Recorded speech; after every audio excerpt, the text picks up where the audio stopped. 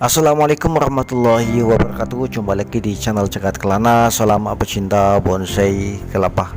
Kali ini kita akan lihat hasilnya teman-teman, proses penetasan bahan bonsai kelapa mini yang sudah saya lakukan prosesnya dengan cara kita kupas bahan bonsai kelapanya dan kita sisakan untuk serabutnya di bagian ujung, kemudian kita masukkan ke dalam wadah dan kita sungkup teman-teman. Kita lihat hasilnya, semoga memuaskan. Dan ini dia hasilnya teman-teman, alhamdulillah sangat memuaskan. Dan kita akan melakukan proses demi proses selanjutnya. Ikuti, simak sampai selesai. Ini dia proses selanjutnya.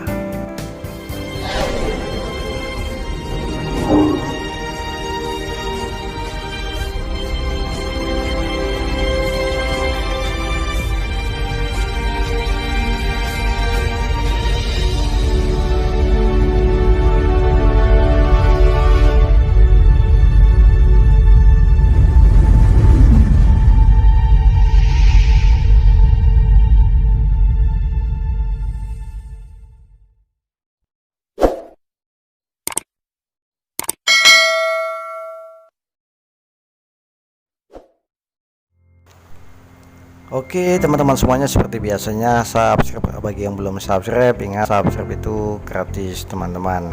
Dan setelah kita lihat hasilnya teman-temannya, alhamdulillah bahan bonsai kelapa mini ini sudah tumbuh tunas kurang lebih 1 sentian dan akar juga lumayan panjang kurang lebih 5 sentian. Dan kita akan melakukan proses penghalusan batok teman-teman. Kita akan kerok, kita akan buang seluruh serabut yang menempel batoknya dengan menggunakan cutter teman-teman, seperti yang biasa saya lakukan dengan menggunakan cutter teman-teman.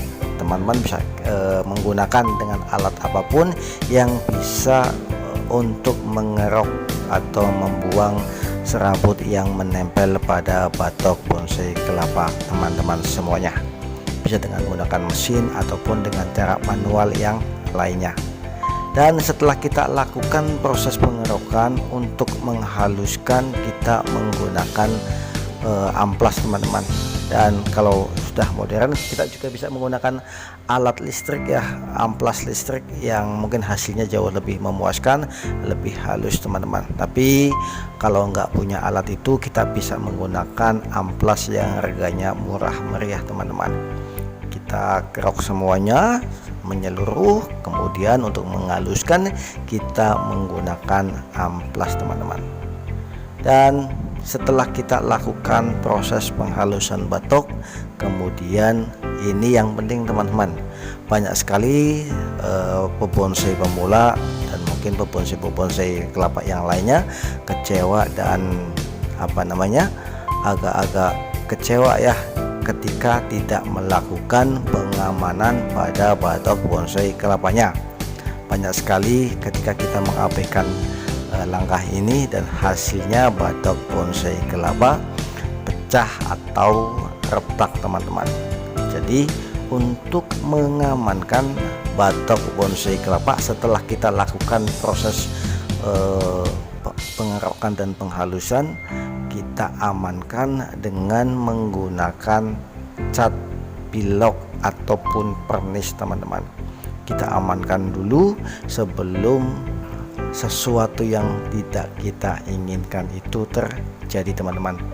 Bahan bonsai kelapa yang kita buat biasanya kita tempatkan di tempat yang kena sinar matahari, dan apabila batok bonsai kelapa kita belum kita cat, belum kita pernis, belum kita pilok, itu akibatnya atau efeknya bisa mengakibatkan batok bonsai kelapanya itu pecah ataupun retak, dan itu pasti akan membuat kita kecewa.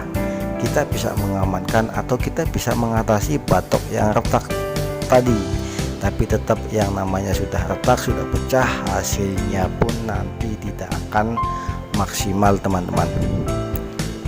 Kita cat dengan baik, bisa menggunakan varnish, bisa menggunakan cat, bisa menggunakan pilok sesuai dengan selera teman-teman semuanya.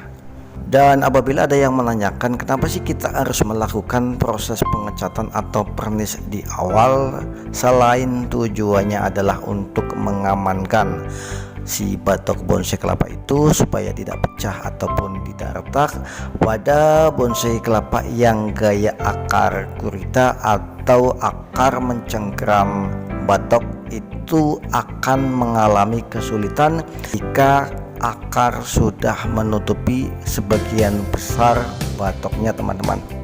Jadi usahakan ketika bahan bonsai kelapa kita akarnya baru sedikit atau masih pendek, kita langsung mengecatnya atau mempernisnya teman-teman. Dan setelah kita melakukan proses pengecatan atau pemernisan pada batok bonsai kelapanya, kita tempatkan di tempat yang teduh, kita tunggu sampai benar-benar kering, baru kita lakukan penentuan media tanam teman-teman. Kita akan menggunakan media tanam apa, media air, media pasir, atau media tanah langsung. Tapi seperti yang biasa saya lakukan adalah kita menggunakan media air dulu teman-teman. Memang bisa kita lakukan menggunakan media tanah langsung, tapi menurut saya untuk menumbuhkan akar baru dan akar supaya cepat panjang, kita menggunakan media air dulu teman-teman. Dan di proses ini pun kita bisa menentukan apa sih yang akan kita bentuk gaya seperti apa pada bonsai kelapa kita, apakah gaya batok nungging atau gaya akar mencengkram batok teman-teman. Di media air ini dengan menggunakan mungkin nanti bisa botol air mineral yang kita potong, penentuan gaya di proses ini sangat menentukan teman-teman.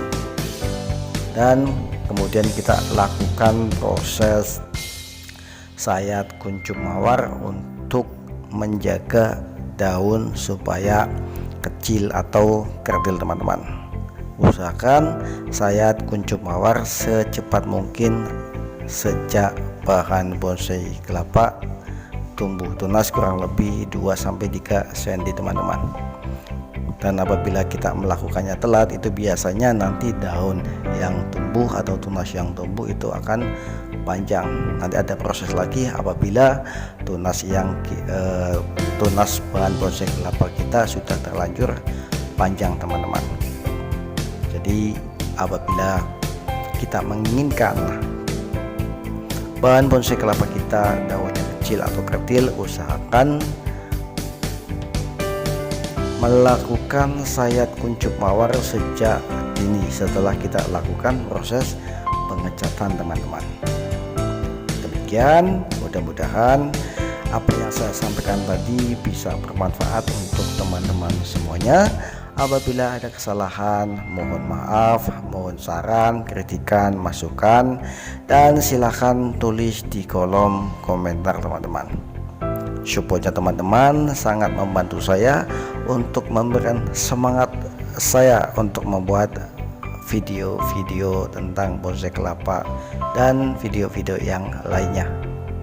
Sekali lagi saya ucapkan banyak-banyak terima kasih teman-teman ya untuk supportnya selama ini. Apabila ada saran, kritikan, masukan, silakan tulis di kolom komentar. Saya akhiri. Wassalamualaikum warahmatullahi wabarakatuh. Salam pecinta bonsai kelapa. Salam cinta damai.